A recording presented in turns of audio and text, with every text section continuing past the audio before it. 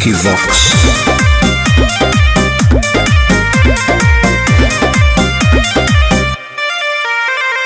झूठे बनाओ ही माहौल रे, खाली लेके छोड़ा पिस्तौल रे। रे सुन हो तो कोनो राजा हमर महाराजा, उहे बजोई तो ढोल रे। पेन्ही से रवानी लेके जोई तो अपन रानी के टाटा सफारी से।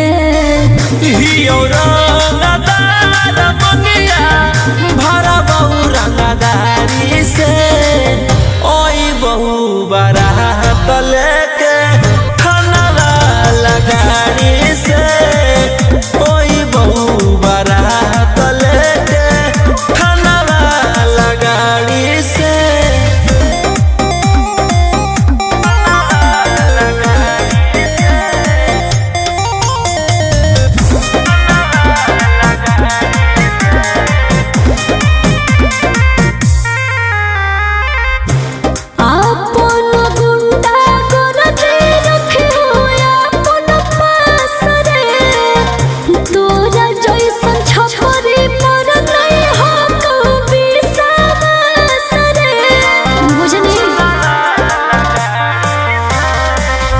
खिड़की से देखी हो जानू अपन तू दुल्हा के, फायरिंग जब करब लगातार हमारा ई फाला से।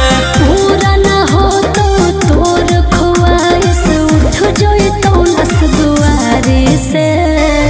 हियो रंगदार मंगिया भरा बहु रंगदारी से, ओई बहु बारात लेके खाना लगाड़ी से, ओई बहु बारात लेके खाना लगाड़ी से।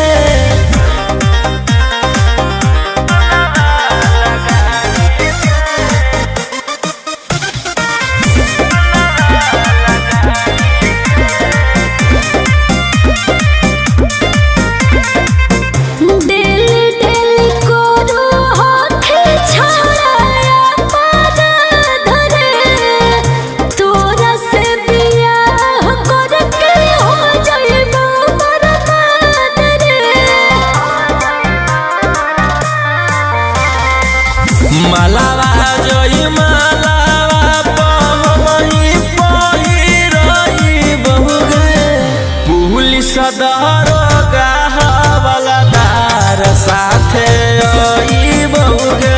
राजा रोशन रोहिया से तो हमर सदिया